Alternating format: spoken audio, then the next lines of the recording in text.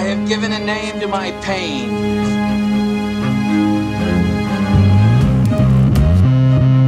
The Batman.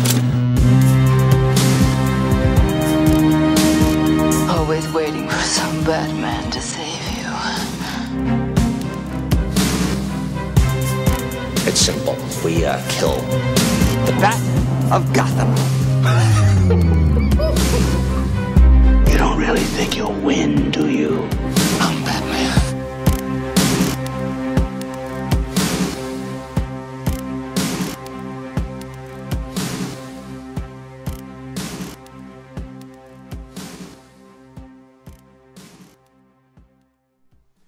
Hey now, welcome to episode 7 of the Batman on Film blog. I am the host and also the founder, editor-in-chief of Batman on Film, Jett, Ramey. I am not solo today, as I was last time. Rick has resurfaced to the world of the living and is back with me today. Hey Rick, how's it going? Good morning. Is it? It's a good morning. Okay. All right. It's a good morning. How was your holiday? Christmas holiday specifically?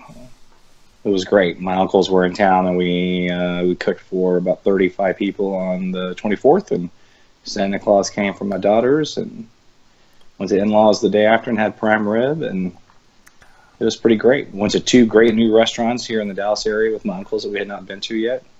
It was a lot of fun, man. How about you guys?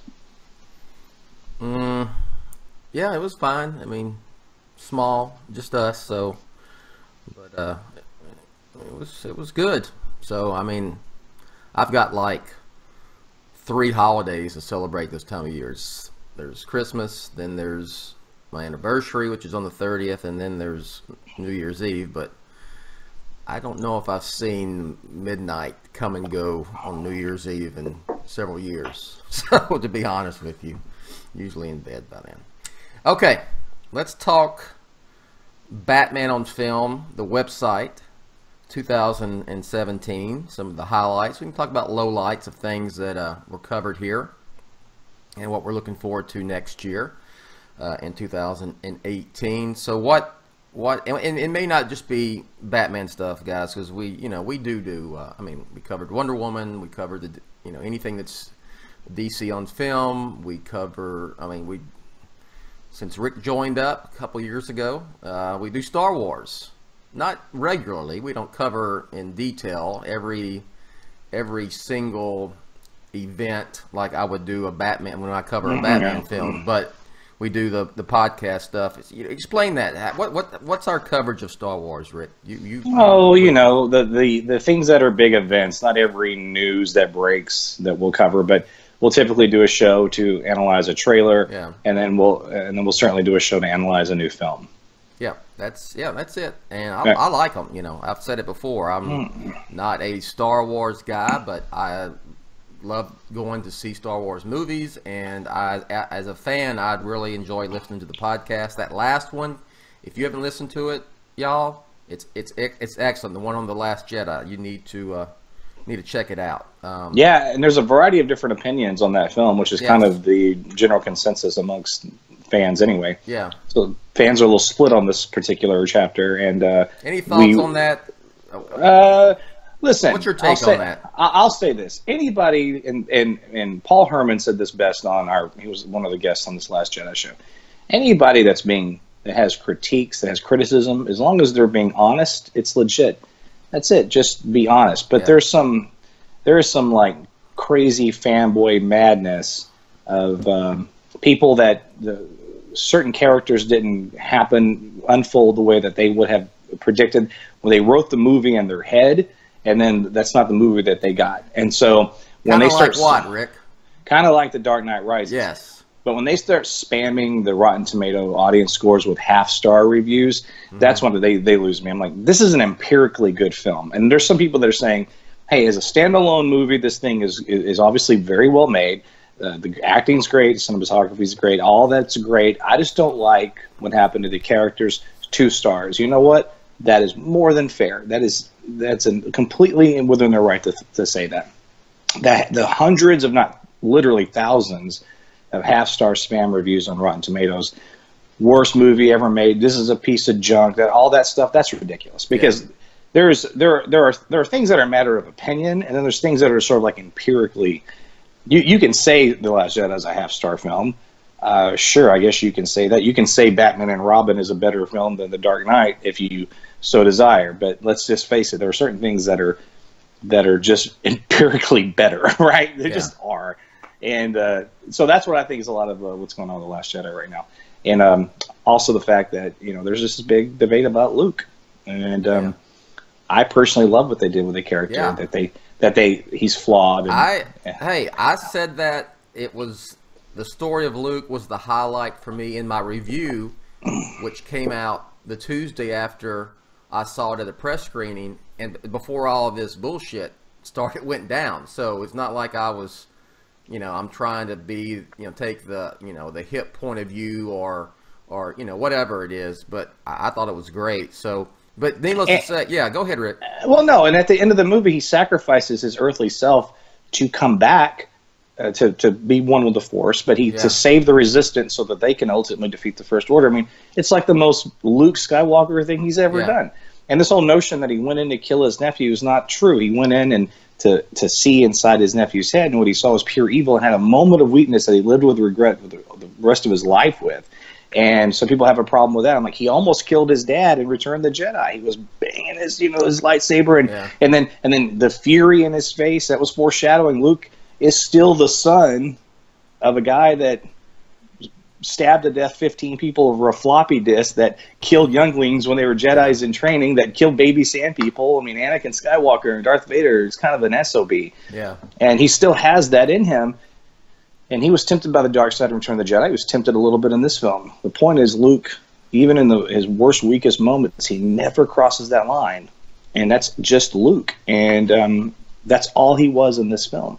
But that's okay if it didn't work for you. But at the end of the day, here's the deal.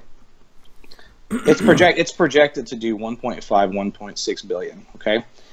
And that's more than Rogue One, less than The Force Awakens. That's exactly where Disney knew this would fall. They're not going to capture magic in a bottle and have these $2 billion juggernauts like The Force Awakens. That's kind of a once-in-a-lifetime thing. But that's exactly where they wanted it.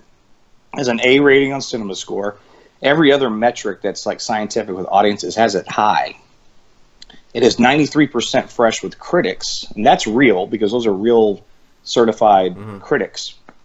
Those aren't. I'm not saying that the audience score are bots. I'm saying they're trolls. There's a difference. Yeah, it's not a conspiracy. It's just a bunch of whiny fanboys. But you put all that in perspective. Like, this is a major hit. That's all there is to it. It's a major hit. And you can't have a major hit unless the audience is enjoying the movie, because a lot of that is repeat viewings and so forth. Thank you. And when you start getting up to 800,000, 900, a billion, that's not new people going to see the movie, man. That's going to people seeing it 3, 4, or 5 times. Yeah, I said it. Very lot of parallels between this movie and the Dark Knight Rises, which is fascinating. Someone needs to do an article on that. Maybe Luke and you together. Luke would never do that.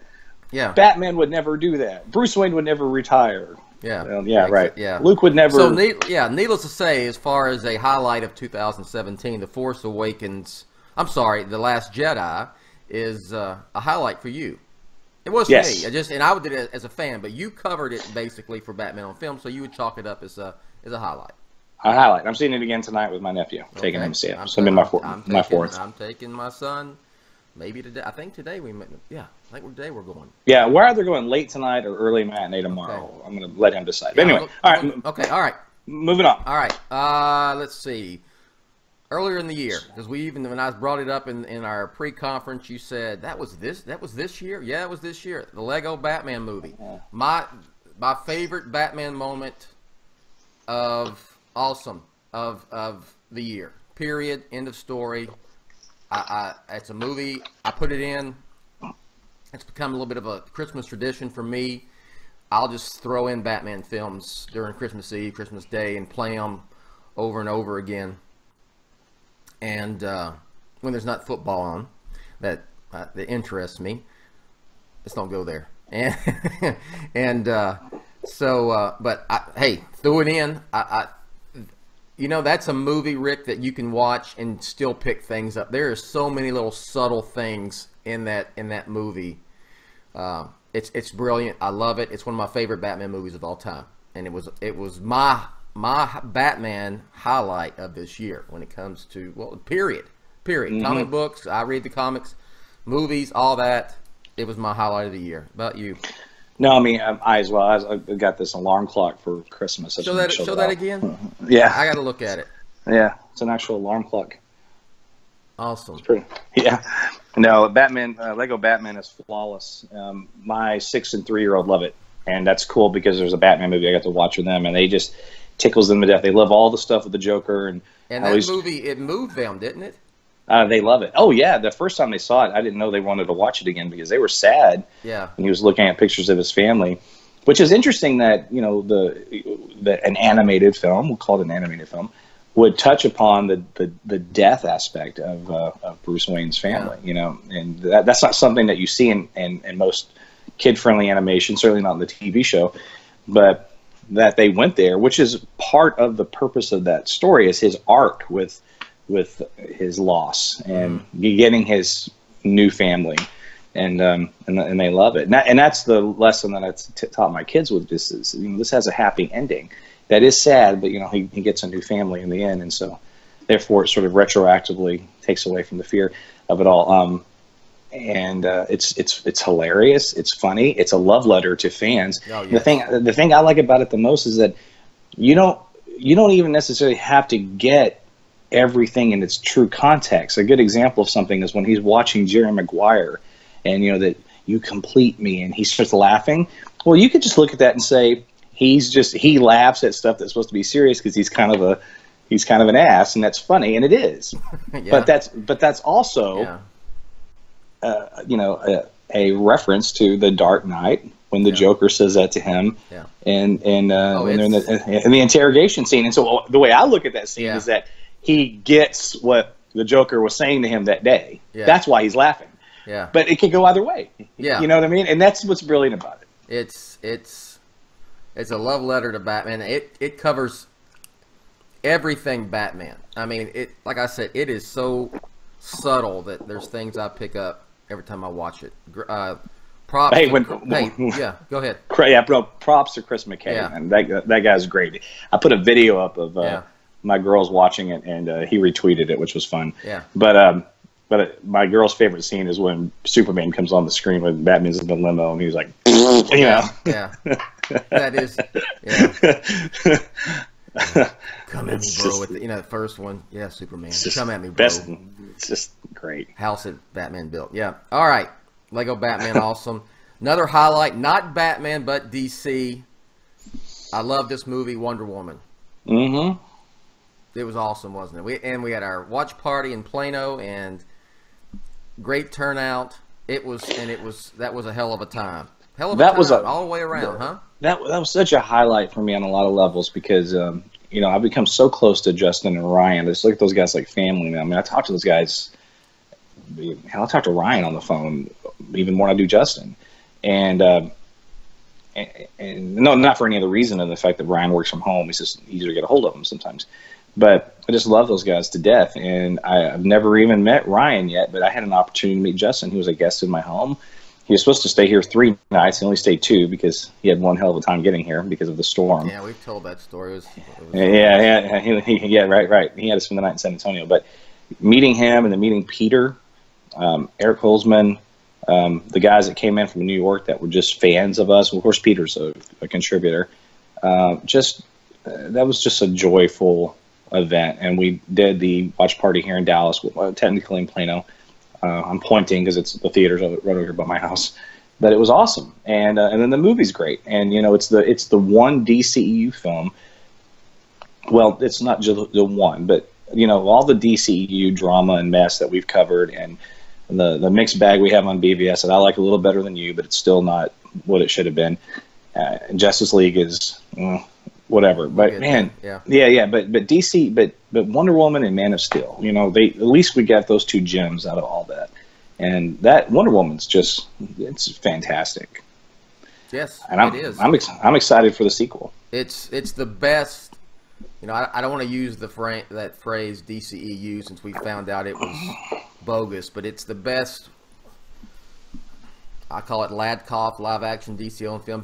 What's the continuity word? The Man of Steel on unified DC on film, whatever universe. It's the best, and that's someone who does like Man of Steel and defends Man of Steel anytime it's needed. It's by far the best DC film we've had, and if you want to throw the whole thing in, it's the best DC film since The Dark Knight Rises. So yes, it's good. More of that, please, going forward. Yes, and less of the other. Yes, and in every way. I'm meaning in every possible way. I'm talking make these films singular, solo. Don't worry about the continuity. Don't worry about advertising for another film. Even though there's a little, I mean, how much, Rick? A little bit. Not even 5 minutes of screen at the time. beginning and end. You could go into Wonder Woman and did not see Man of Steel or Batman v Superman and not even have a clue that there's a Justice League film coming and still enjoy Wonder Woman because those two bookend scenes don't really factor into they don't factor into the whole the story of Wonder Woman's origin, which is what it was. It was a Wonder Woman origin story. Couldn't agree more. Yeah, and I think that's what we've been getting with Aquaman, and we'll talk about that in a second. All right, the elephant in the room. This was in 2017. We covered it.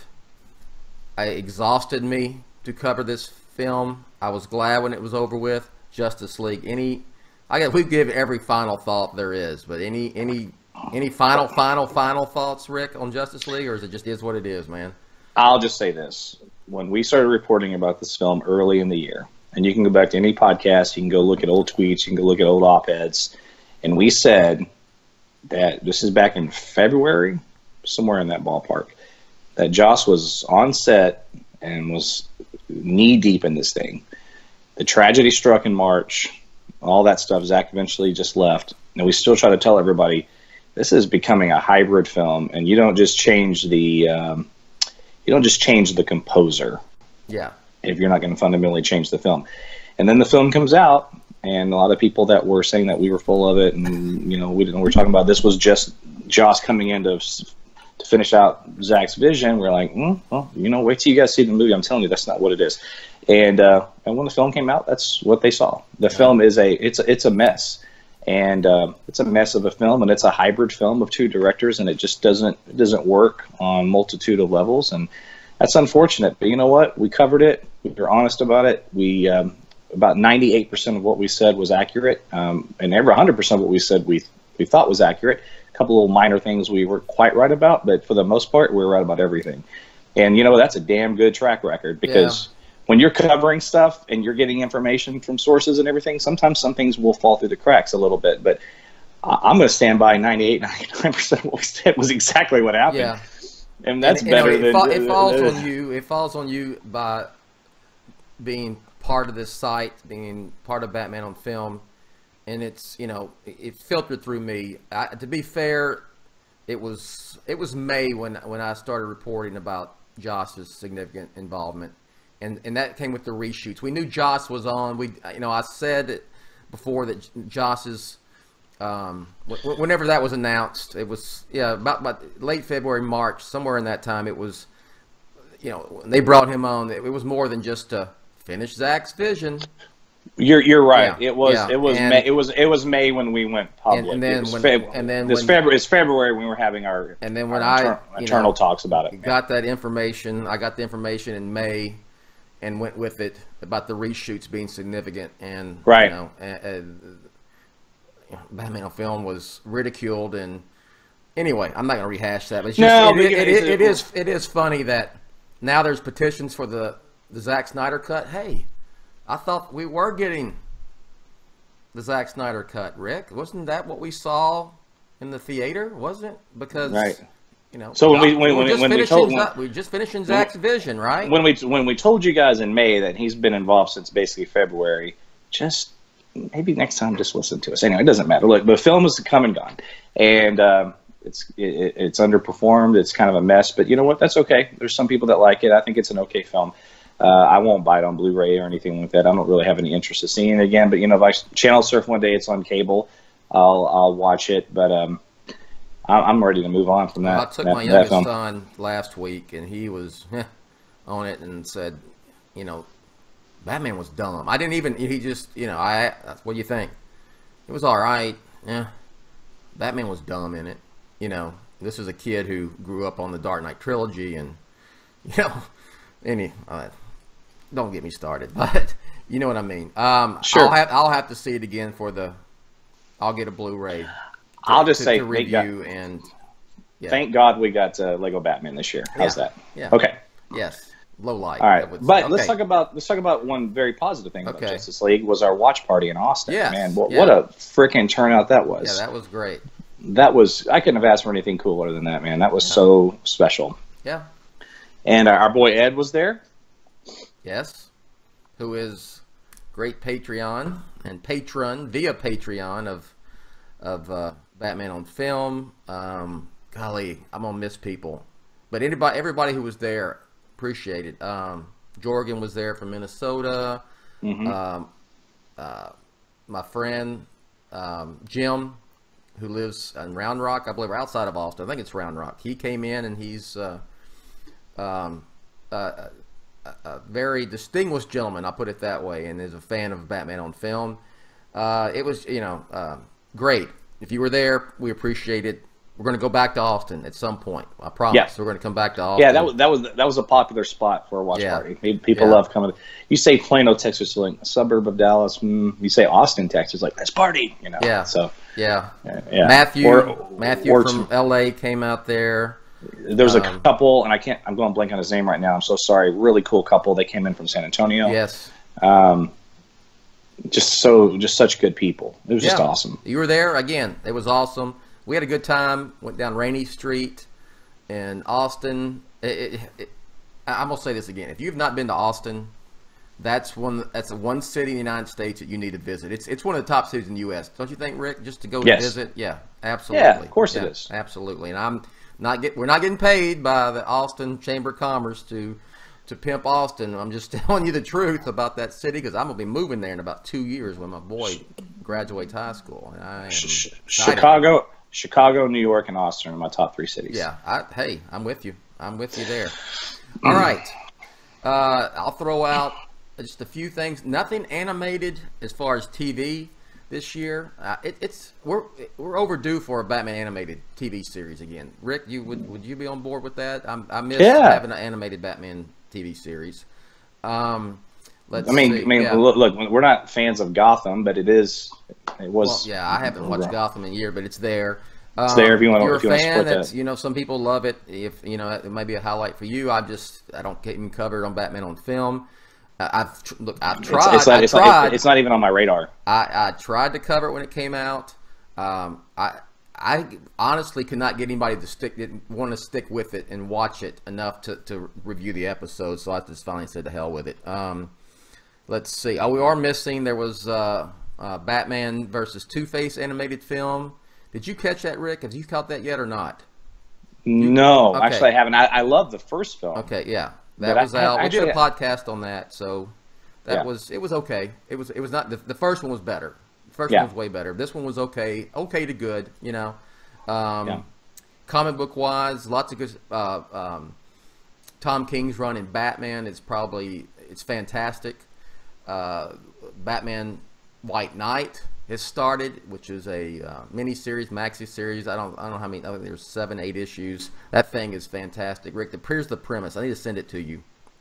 Is that the Joker is rehabilitated, and he points the finger at Batman and says, "It's not the Joker that's caused all the chaos in Gotham. It's Batman." And slowly, the whole city starts to turn on Batman and the Joker. Jack Napier, they go, a nod to Batman '89, who's no longer the Joker and not wearing makeup, which would be a nod to the Heath Ledger version of the Joker, is ascending to leadership in Gotham. while everyone turns on Batman. Fantastic.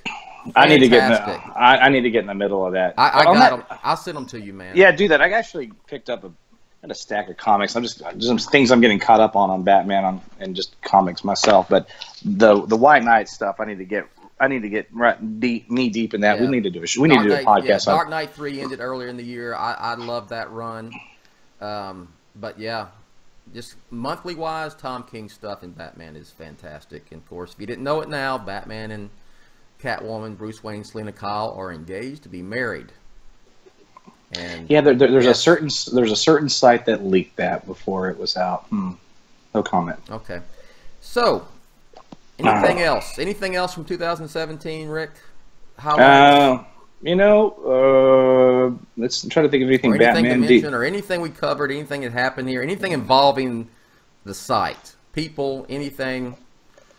I mean, there was just all the watch party stuff and meeting certain people in person was the highlight for me. Yeah, we had 3 watch parties. We had especially Justin and Eric. And Lego Batman Peter. here in Houston, Tomball. We had Wonder Woman in Plano/Dallas, and we had Justice League in Austin. And they all 3 were great. The Austin one was the highlight. Yes, I would say.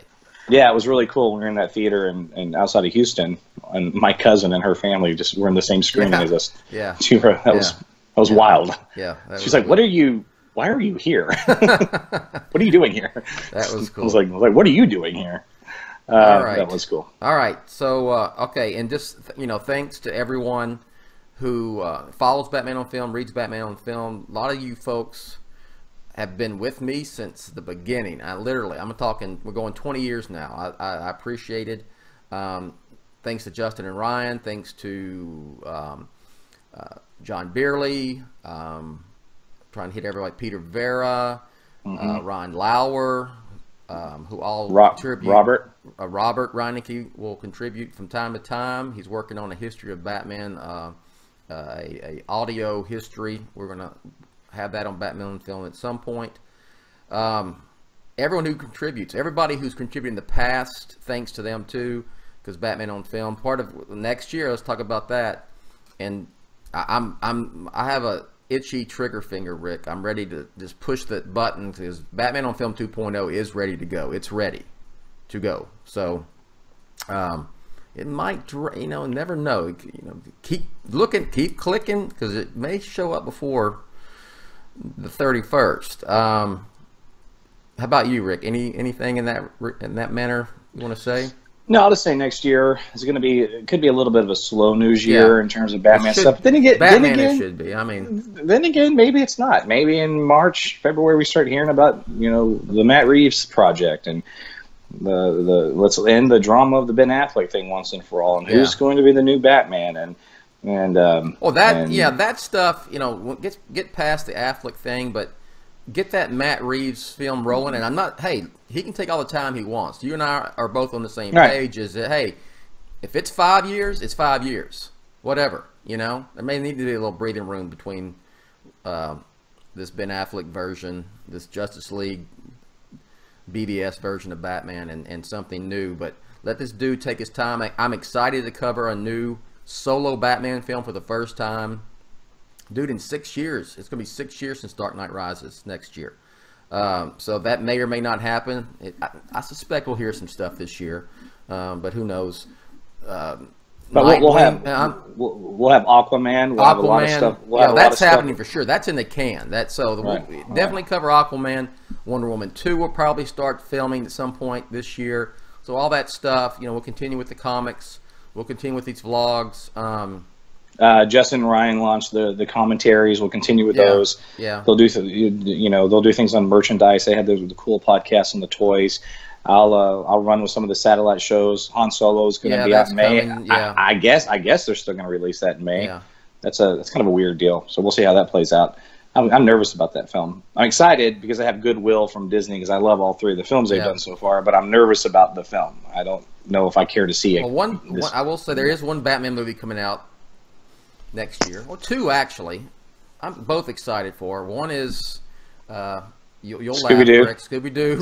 Scooby-Doo and Batman the Brave and the Bold. I love Batman the Brave and Bold. If you didn't know, it's my favorite Batman animated series. I like it better than I hate saying it that way. I like it better it's my favorite. I love Okay. that Batman the Animated Series.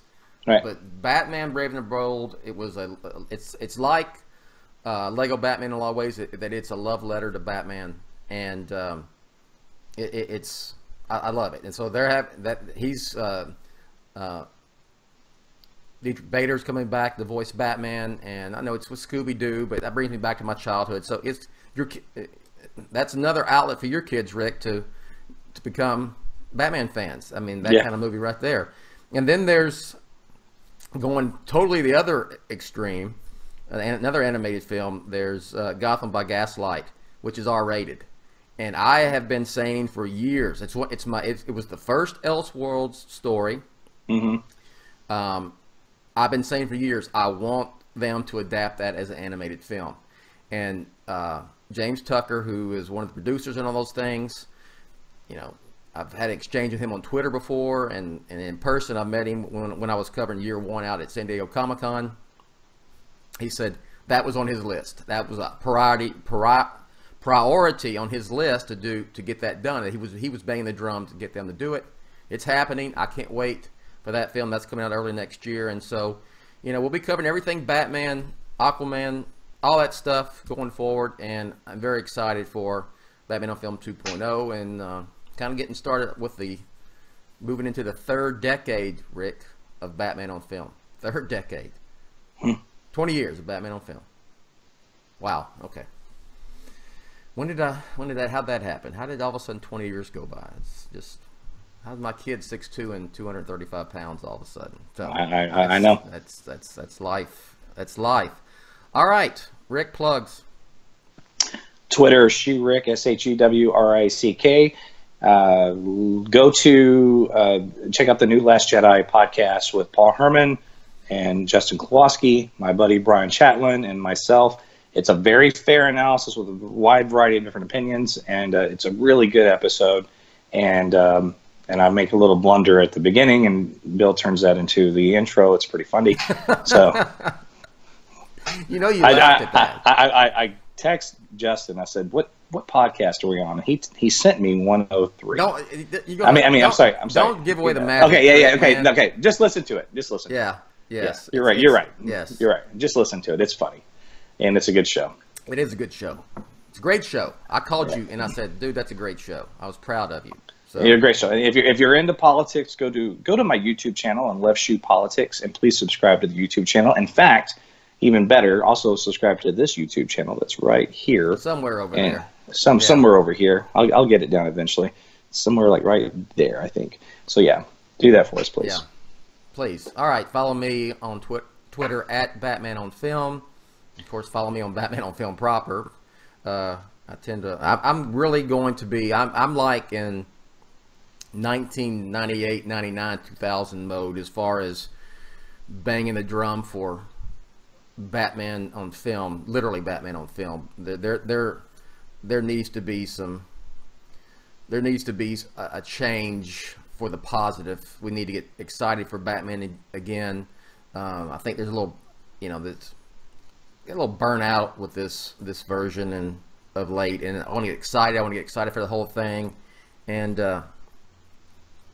yeah, it's just funny. It's 20 years later from when I started Batman on film, and we're almost in very similar situations as far as the future. So with that said, Happy New Year, everyone. Batman on Film 2.0 coming, and Batman on Film, authoritative, definitive, and the dadgum original. We'll catch you next time. See you later.